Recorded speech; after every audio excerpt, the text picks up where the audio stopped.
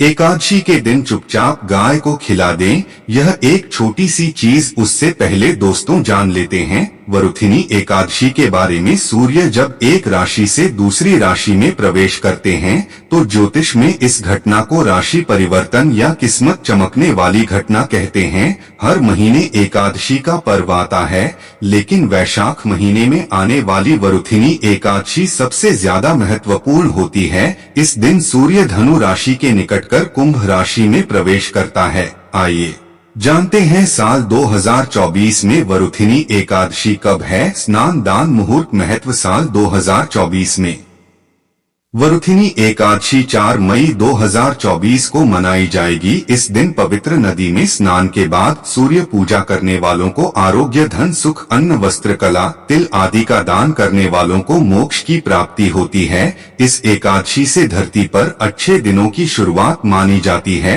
सूर्य के उत्तरायण से देवताओं के दिन का आरंभ होता है। धार्मिक मान्यताओं के अनुसार एकादशी के दिन स्वर्ग का दरवाजा खुल जाता है, इसलिए इस दिन किया गया दान पुण्य अन्य दिनों में किए गए दान पुण्य से अधिक फलदायी होता है। वास्तव में 4 मई एकादशी के दिन अगर आप यह उपाय कर लेते हो तो यकीनन आप पर मां लक्ष्मी जी कृपा बरसाएगी और आप धनवान बन जाओगे। आप धनवान ना बने तो मुझे बताना दोस्तों, बस जो उपाय आपको बताया जाए वह उपाय कर लेना। चलिए जानते हैं। एकादशी के दिन चुपचाप गाय को खिला दें। यह एक छोटी सी चीज, रोड़पति भी होंगे, करोड़पति मिलेंगे। सभी संकट और कष्टों से मुक्ति, मृत्यु दंड, पितृ दोष तुरंत होगा खत्म। पूरे साल आपके भर रहेंगे अन्य धन के भंडार। यूं कहें कि आपकी 7 पुनते तक करेंगे रुपए पैसों पर राज। दोस्तों 7 पीढ़ियों तक बैंक बैलेंस बढ़ता चला जाएगा। सभी दुख, दर्द, संकट, कष्ट है वह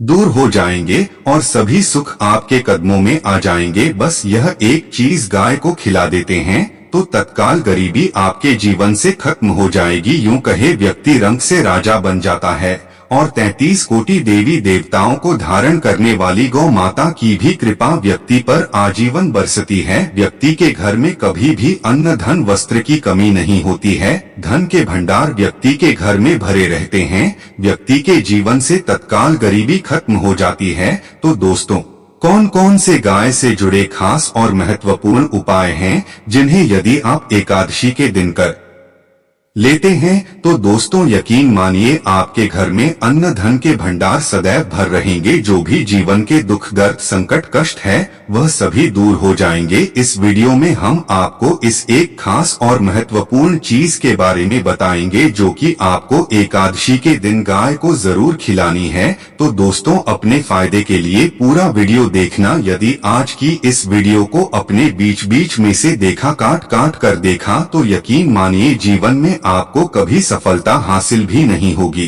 क्योंकि इस वीडियो में आपको कुछ ऐसे उपाय गए से जुड़े बताने वाले हैं जिन्हें करने से आपके जीवन के जो दर्द, संकट है या कामयाबी होने में कोई बाधाएं आ रही सभी से छुटकारा मिलने वाला है। या कहे कि आपके जीवन में अत्यंत सुख संपत्ति की प्राप्ति हो जाएगी। कभी भी धन से संबंधित परेशानी नहीं रहेगी। आर्थिक स्थिति आपकी प्रबल हो जाएगी। धन प्राप्ति के योग्य बन जाएंगे और जीवन में सदैव आनंद, धन के भंडार आपके घर में भर रहेंगे। आनंद, धन, वस्त्र कभी कमी नहीं होगी आपके घर में। तो दोस्तों आज का वीडियो पूरा कर जाना। यदि आप चाहते हैं आप और आपके परिवार पर सदैव गौ माता की कृपा से, आपके पितरों की कृपा से, देवी देवताओं की कृपा से, तो दोस्तों वीडियो को पूरा देखकर जाना। बहुत ही फायदेमंद वीडियो है। पूरे 300 सालों के बाद ऐसे दुर्लभ सहयोग है तो पूरा वीडियो देखकर जाना। यदि आप लाभ हासिल करना चाहते हैं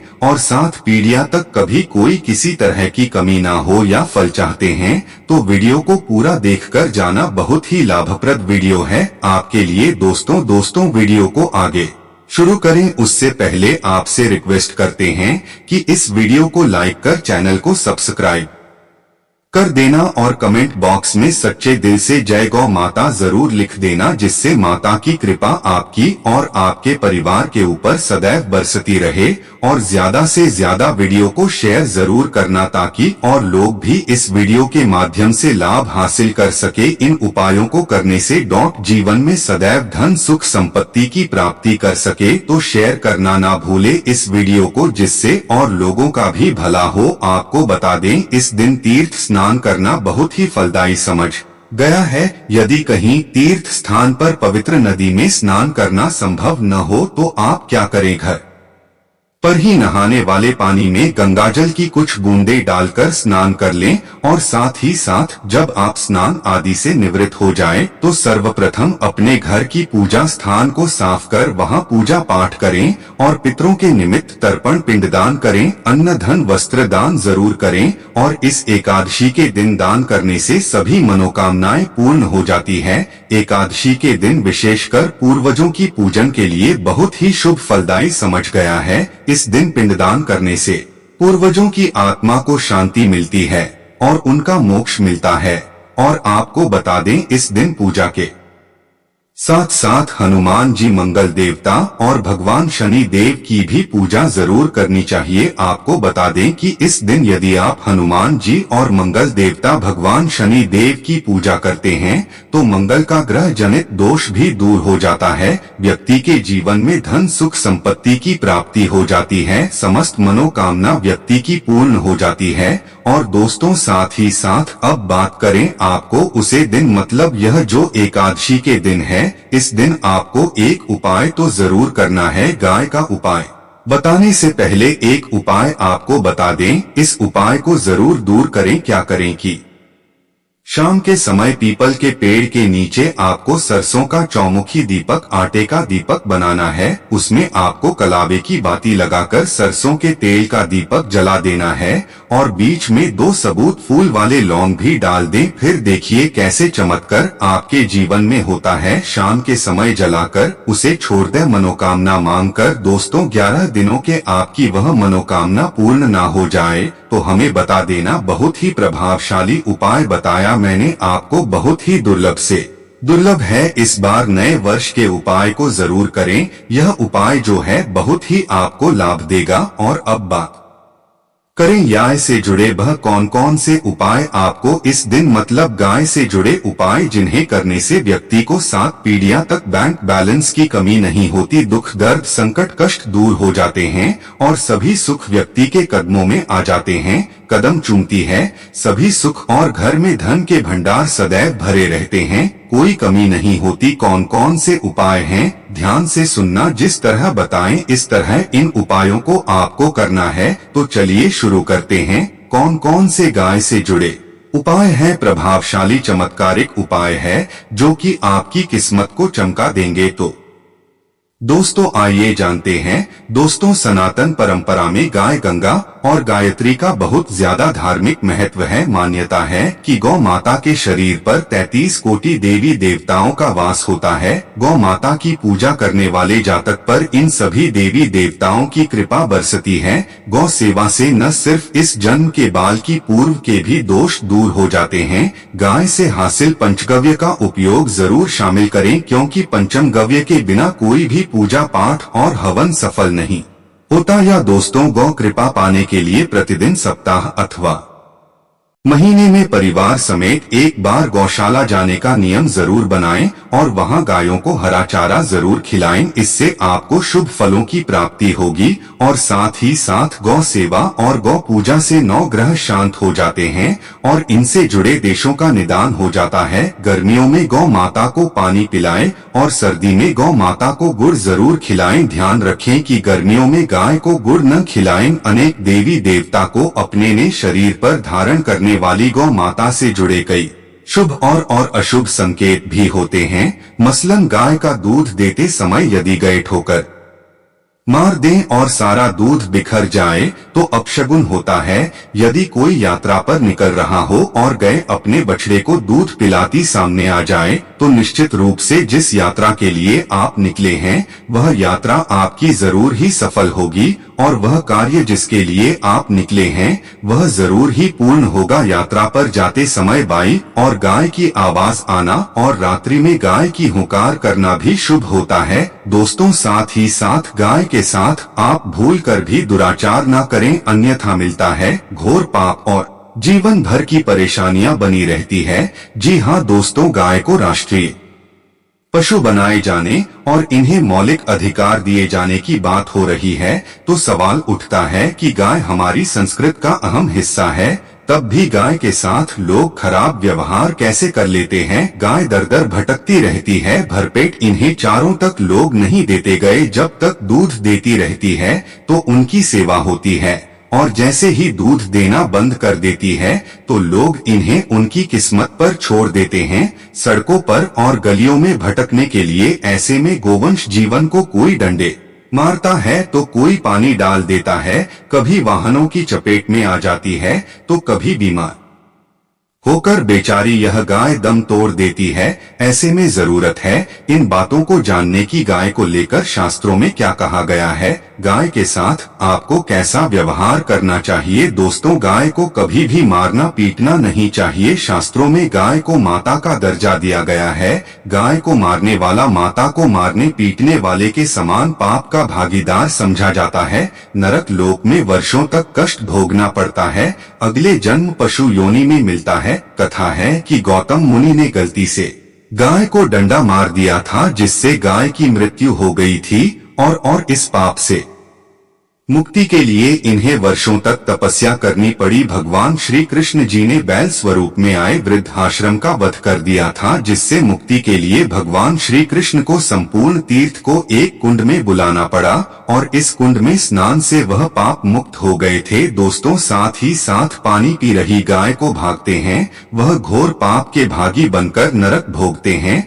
ऐसा पुराणों में बताया गया है। जो लोग गाय के लिए प्याऊ बनवाते हैं वह महाभाग्यवान होते हैं। ऐसे लोग घोर पाप से मुक्त होकर स्वर्ग पा जाते हैं और बड़े ही धनवान कुल में जन्म लेकर सुख भोगते हैं। और साथ ही साथ आराम कर रही गाय को कष्ट देकर कभी भी उठाना नहीं चाहिए। कहते हैं कि जिस स्थान पर गाय बैठी है वहां से नकारात्मक ऊर्जा खत्म हो जाती है। गाय के बैठने की जगह को जो लोग नियमित साफ रखते हैं वह जन्म में किए गए जाने अनजाने पापों से मुक्ति हो जाती है और गोलोक में स्थान पाते हैं। गाय को डंडा मारकर उठना, पानी डालकर उठाने से मनुष्य पाप का भागी बनता है और अगले जन्म में उसे दर दर भटकना पड़ता है। और साथ ही साथ शास्त्रों में बताया गया है कि गाय का दूध उसके बछड़े के लिए होता है। गाय के बछड़े से बचा हुआ दूध ही मनुष्य को लेना चाहिए, परंतु कुछ लोग एक बार गाय को दूध लेने बाद फिर से बछड़े के लिए बचा हुआ दूध भी धो लेते हैं। ऐसा करना घोर पाप कहा जा सकता है।